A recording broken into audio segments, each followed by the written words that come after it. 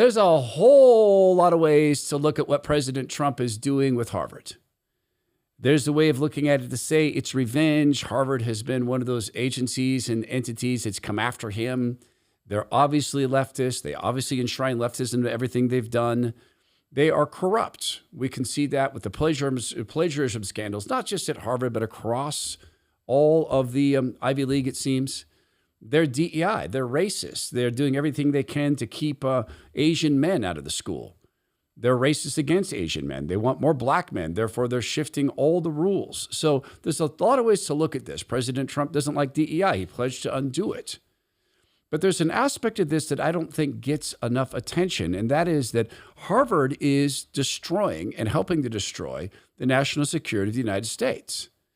I'm not saying that they're actively going out and bringing in weapons of mass destruction or actively seeking to have a military attack against the country, but they're undermining it in every other way.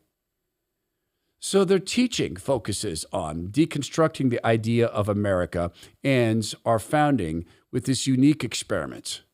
This is the special value of America, that we are governed at the consent of the governed. That's American exceptionalism. Harvard does everything they can to destroy that.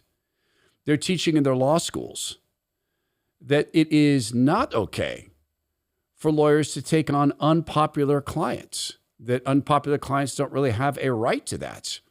A right to defense is part and parcel of being an American citizen. Harvard disagrees. They want lawyers who are ideological, and they're making this a reality through their law schools and how they approve people for law schools.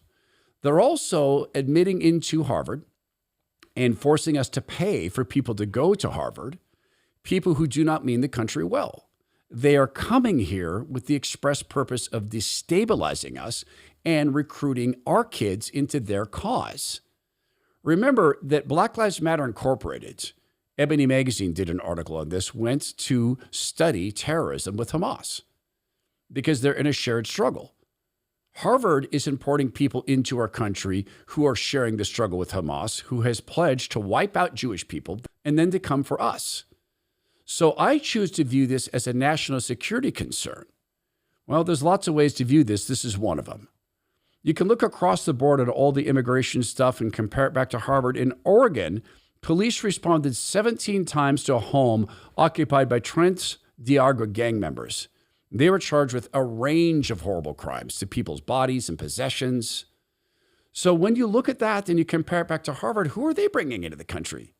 People who want to recruit American citizens, young people, to go do harm to people's bodies and things. It is a national security issue, and it is an immigration issue. And there are Democrats who are beginning to notice. This person is a lifelong Democrat. So you were a Democrat? I was my whole life. Really? I first voted for Bill Clinton and voted Democrat every single year until, November. And what do you think of Trump now? What do you think of his policies on deportation? You know what? I can't tell you specifics about his policies, but what I will tell you is that it was not for Donald Trump, we might still be living next to gang members because everything changed after he was elected. So when she says this, she's smart enough and has enough self-awareness to say, I can't speak to specific issues. And of course, she's talking about gang members living next to her. What exactly is Hamas?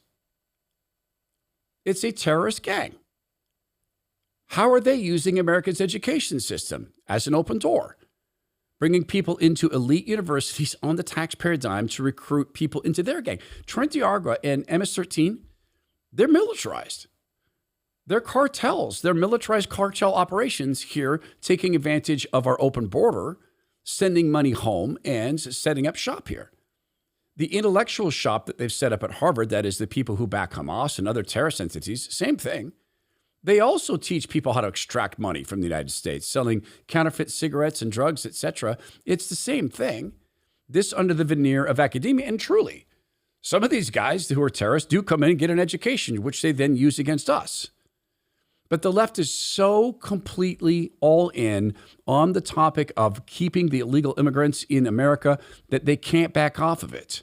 because they're pot committed, because it's their entire plan for maintaining power. Look at what Tim Walz said as President Trump was cleaning violent offenders, illegal immigrants off the streets of Minnesota. Donald Trump's modern-day Gestapo is scooping folks up off the streets. They're in unmarked vans, wearing masks, being shipped off to foreign torture dungeons. No chance to mount a defense, not even a chance to kiss a loved one goodbye, just grabbed up by masked agents, shoved into those vans, and disappeared. To be clear, there's no way for us to know whether they were actually criminals or not, because they refused to give them a trial. We're supposed to just take their word for it. And when duly elected members of Congress tried to exercise their constitutional right of oversight at an ICE facility, they get shoved around and threatened with arrest.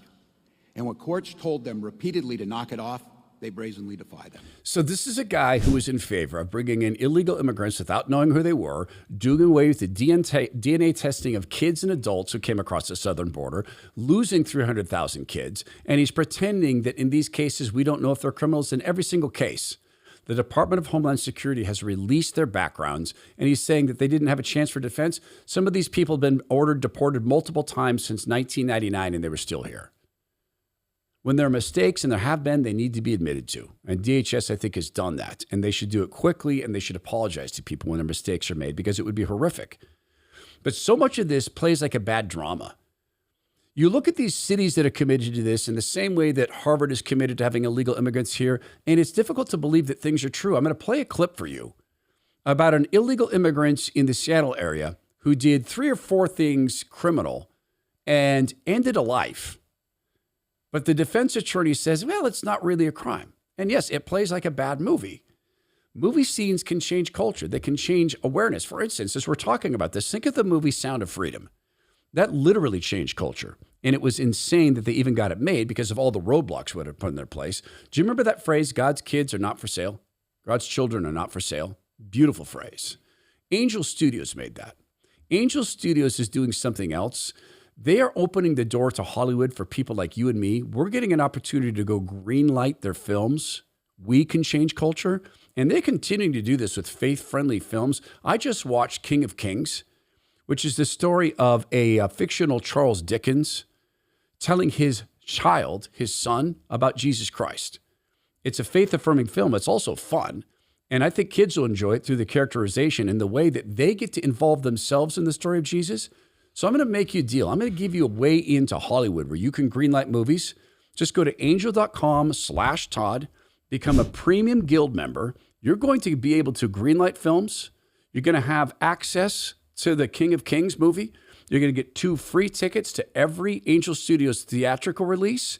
You can watch all the fan-curated movies. And yes, you will decide which movies they distribute and make. It's angel.com/Todd. I said this seems like a bad movie. It does. This is an illegal immigrant in Seattle who was driving 100 miles per hour while drunk, crashed into a trooper and ended that trooper's life. Listen to this lawyer. In the dark, early morning hours of May 2nd, 2024, a series of unfortunate circumstances collided in one of the darkest stretches of I-5.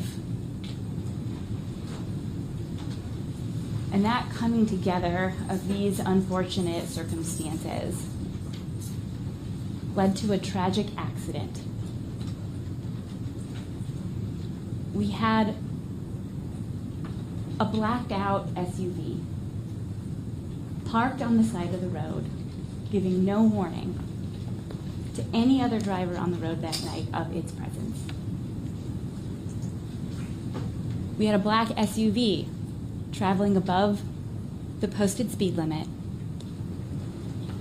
and we had a white van being driven by a sleep-deprived and inexperienced driver who forgot to turn on his headlights.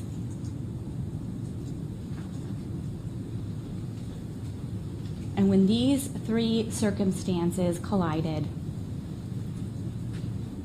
not only did it result in a catastrophic accident, it resulted in the tragic death of Trooper Gadd, but it is not a crime. Not all car accidents are crimes. The offender was in the country illegally, which is a crime. remained in the country illegally was a crime, was drunk while driving, which is a crime, was doubling the speed limit at 100 miles per hour, which is a crime, but it's not a crime because he's an illegal immigrant. And in Seattle, they are sacrosanct. They're the special beings. They're angelic. This is the case across these fallen states or separate countries like Washington State. It's the case at Harvard, where they want to be able to bring people in who do not mean the country well, that you can look at their social media and see that they don't mean the country well. President Trump has been asked about Harvard and why he doesn't want the best and the brightest going there. I do, but a lot of the people need remedial math. Did you see that?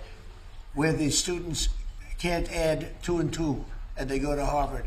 They want remedial math, and they're going to teach remedial math at Harvard. Now, wait a minute. So why would they get in? How can somebody that can't add or has very basic skills, how do they get into Harvard? Why are they there? And then you see those same people picketing and screaming at the United States and screaming at, they're anti-Semitic or they're something. And blocking Jewish students from going to the school for which they've paid. It's a national security issue. It's much more. It's a societal issue. It's a cultural issue. It's an issue of godliness. We've been given a country to steward, and that means that we're to guard it well. We're to manage it well. Speaking of Washington State, as I just did, one of the congresswomen there, Pramila PayPal, I call her, Jayapal, who's never done anything but raise money, she was talking with Marco Rubio over student visas. Where in the Constitution does it say that the Secretary of State can override the First Amendment protections of free speech? Is there a footnote that I missed somewhere? There's no constitutional right to a student visa. So, but is there a constitutional right? Does it say somewhere that Marco Rubio gets to determine which speech is appropriate and revoke student visas based on what you think constitutes free speech? There's a statute that says the Secretary of State gets to determine whether someone is a threat. We deny visas every day all over. She wants to make it an issue of free speech. She, a person who thinks you should be forced to say certain pronouns or not be allowed jobs.